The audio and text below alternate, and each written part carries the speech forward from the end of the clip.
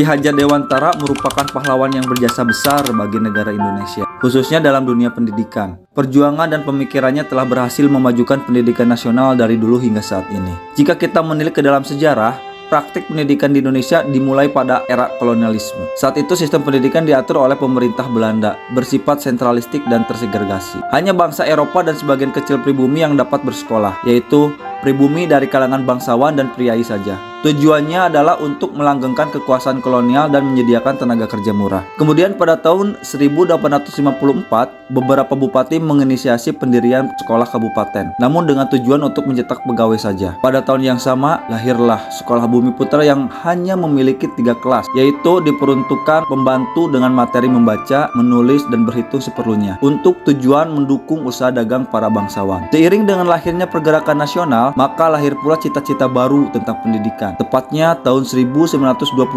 yang dipelopori oleh Ki Hajar Dewantara, lahirnya Taman Siswa atau National Underwich di Yogyakarta. Melalui Taman Siswa, sistem pendidikan dan pengajaran ala kolonial kemudian dirubah, yaitu dari sistem pendidikan perintah dan sanksi ke pendidikan pamong. Tak hanya itu, Ki Hajar Dewantara juga melahirkan gagasan-gagasan besar bagi dunia pendidikan Indonesia.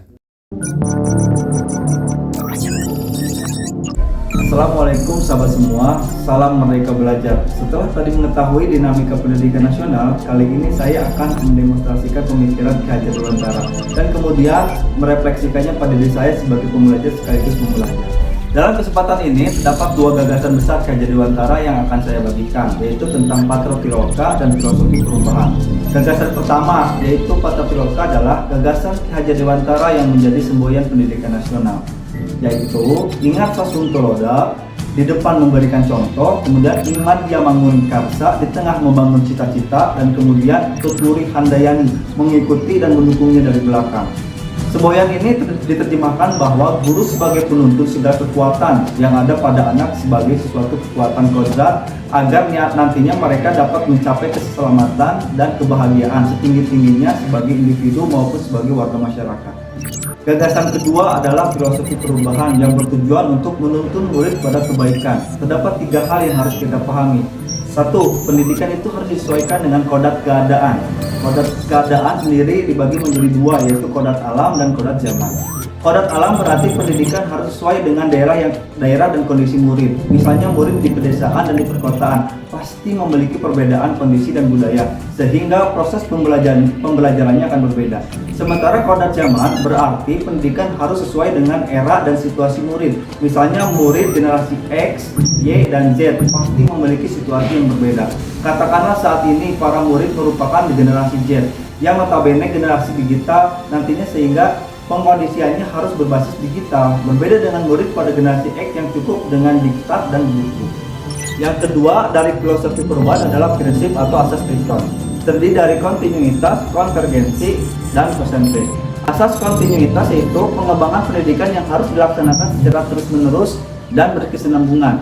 Sebuah perencanaan pembelajaran harus dirancang dengan baik agar bisa mengakomodir kebutuhan siswa. Guru memfasilitasi murid sesuai dengan kebutuhannya, karena setiap murid mempunyai karakteristik yang berbeda-beda sehingga tidak bisa diberi perlakuan yang sama. Asas konvergensi yaitu pengembangan pendidikan yang dilakukan bisa mengambil dari berbagai sumber daya dan disesuaikan dengan kebutuhan dan potensi yang kita miliki sendiri. Asas konsentris yaitu pengembangan pendidikan yang dilakukan harus tetap berdasarkan kepribadian kita sendiri.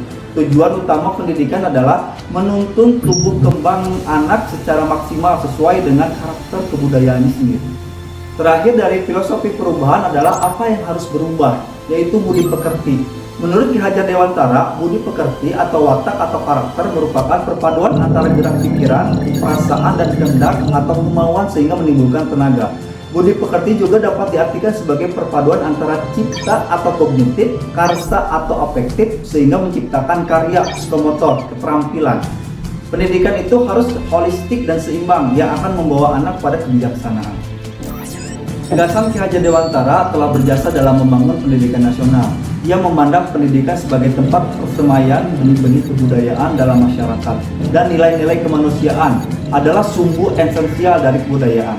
Ki Hajar Dewantara memiliki keyakinan bahwa untuk menciptakan manusia Indonesia yang beradab, maka pendidikan menjadi salah satu kunci utama untuk mencapainya. Itulah gagasan pokok Ki Hajar Dewantara yang sangat menginspirasi saya sebagai guru. Inti dari pemikiran Ki Hajar Dewantara adalah pendidikan harus berorientasi pada anak. Ki Hajar Dewantara dalam bahasanya menyatakan bahwa guru harus berhamba pada sang anak. Berhamba pada sang anak artinya pendidikan dan pendidik memandang anak dengan rasa hormat, penuh kasih sayang, dan dengan penuh kesabaran memberikan ilmu kepada mereka. Maka pemikiran Ki Hajar Dewantara ini akan terus sejalan dengan relevan dari waktu ke waktu, dari dulu hingga kini, dan seterusnya. Pemikiran ini pun menjadi landasan terhadap sistem Merdeka Belajar saat ini.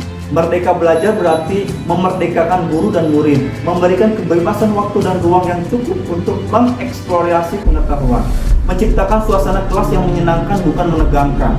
Guru menuntun dan mendampingi siswa dalam pembelajaran, serta guru menjadi fasilitator yang membimbing tanpa paksaan.